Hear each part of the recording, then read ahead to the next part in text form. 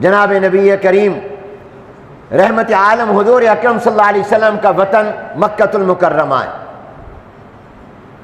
حضور اکرم صلی اللہ علیہ وسلم پیدا مکۃ المکرمہ میں ہوئے۔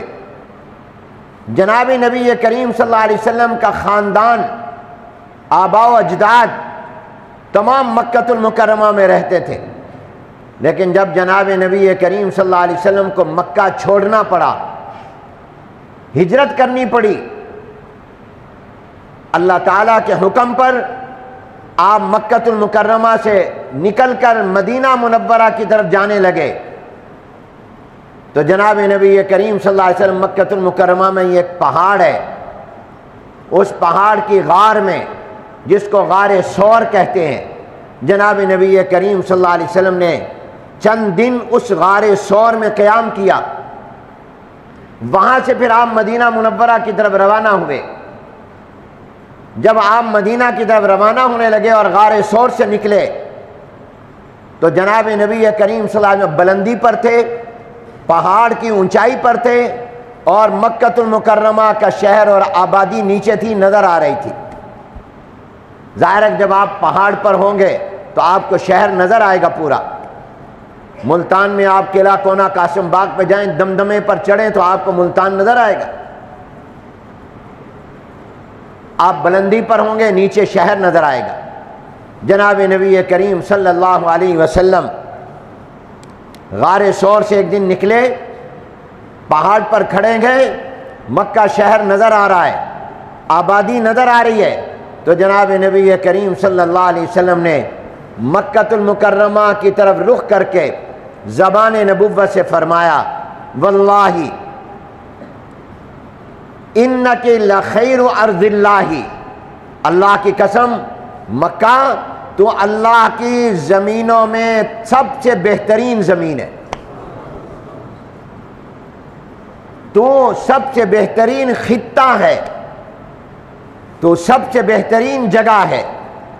یہ حضور علیہ السلام اپنے وطن سے اپنی محبت کا، عقیدت کا اظہار فرما رہے ہیں۔ واللہ انکی لخیر ارض اللہ، اللہ کی قسم تو اللہ کی زمین میں سب سے بہترین ٹکڑا ہے۔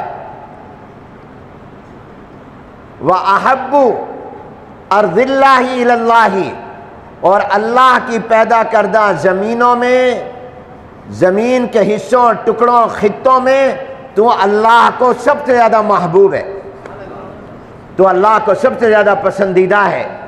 تبھی تو اللہ نے اپنی عبادت کا مرکز، تجلیات کا مرکز، اپنی رحمتوں کا مرکز خانہ کعبہ اور بیت اللہ وہاں بنوایا، اور پوری دنیا کے مسلمانوں کو حکم ملا کہ جہاں بھی ہو تم نے اپنی نمازوں میں رخ مکہ کی طرف کرنا ہے، اپنا چہرہ ادھر کرنا ہے۔ تو حضور علیہ السلام یہ وقتاً اپنے وطن سے محبت کا اظہار فرما رہے ہیں۔ کیا جذبات ہوں گے حضور علیہ السلام کے، اس کو کوئی سمجھ نہیں سکتا، نقل نہیں کر سکتا۔ واللہ انک لخیر ارض اللہ، اللہ کی قسم تو روئے زمین کے ٹکڑوں میں سب سے زیادہ بہترین ٹکڑا اور خطہ اور علاقہ اور زمین ہے۔ اور آگے فرمایا وَأَحَبُّ أَرْضِ اللَّهِ إِلَى اللَّهِ، تو اللہ کو سب سے زیادہ محبوب اور پسندیدہ ہے۔ وَلَوْلَا أَنِّي أُخْرِجْتُ مِنْكِ مَا أَخْرَجْتُ، رواہ ترمذی، ترمذی شریف میں یہ روایت موجود ہے۔ حضور علیہ السلام نے فرمایا اللہ کی قسم اگر مکہ کے لوگ مجھے یہاں سے نکلنے پر مجبور نہ کرتے اور ہمارے ساتھ زیادتی اور ظلم نہ کرتے تو اے مکہ میں تجھے کبھی چھوڑ کر یہاں سے مدینہ طیبہ نہ جاتا۔ حضور علیہ السلام کے کیا جذبات ہوں گے، آپ نے اندازہ لگایا کیا محبت ہے جناب نبی کریم صلی اللہ علیہ وسلم کو اپنے وطن مکۃ المکرمہ سے، جہاں حضور علیہ السلام پیدا ہوئے، جہاں آپ کا بچپن گزرا، جہاں آپ کی زندگی کے بہترین ماہ و سال گزرے۔ آپ نے اپنی زندگی مبارک کے 53 سال، 53 سال 53 ایئرز آپ نے سرزمین مکہ میں گزارے ہیں۔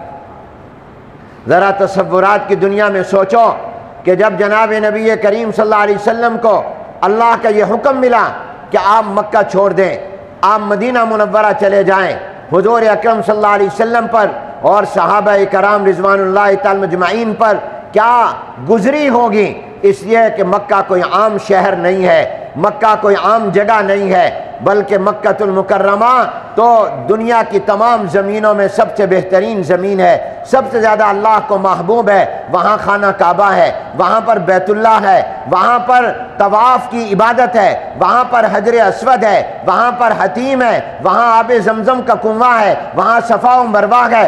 دنیا میں کہیں حج و عمرہ نہیں ہے، وہاں پر حج و عمرہ ہے۔ آپ ذرا تصورات کی دنیا میں سوچئے کہ جناب نبی کریم صلی اللہ علیہ وسلم کو وہ شہر جہاں ابراہیم و اسماعیل علیہم السلام کی نشانیاں ہیں، جہاں حضرت ہاجرہ کی نشانیاں ہیں، جہاں پر مقام ابراہیم ہے، جہاں پر ملتزم ہے، جہاں پر مزاب رحمت ہے، جہاں پر بیت اللہ اور اس کا طواف کی عبادت ہے، جہاں صفا و مروہ ہے، ایسے شہر کو پھر جہاں پیدا ہوئے، جہاں خاندان، جہاں بچپن، جہاں جوانی گزری، جہاں سے دعوت اسلام کا آغاز کیا، اس شہر کو چھوڑنا کتنا مشکل اور گراں ہوگا، مگر اللہ کے محبوب نے چھوڑ کر یہ بتا دیا کہ میں مکہ چھوڑ سکتا ہوں، اللہ کا حکم نہیں چھوڑ سکتا۔ مکہ چھوڑ سکتا ہوں، بیت اللہ چھوڑ سکتا ہوں، مگر اللہ کا حکم نہیں چھوڑ سکتا۔ اس سے مجھے اور آپ کو ایک سبق تو یہ ملا کہ وطن سے محبت ہو۔ حضور علیہ السلام کی سنت ہے اپنے وطن سے پیار کرنا، تبھی تو حضور ان جذبات کا اظہار کر رہے ہیں۔ اور یہ بھی معلوم ہوا کہ اللہ کا حکم آ جائے تو اللہ کے حکم کی خاطر سب کچھ قربان کر دو۔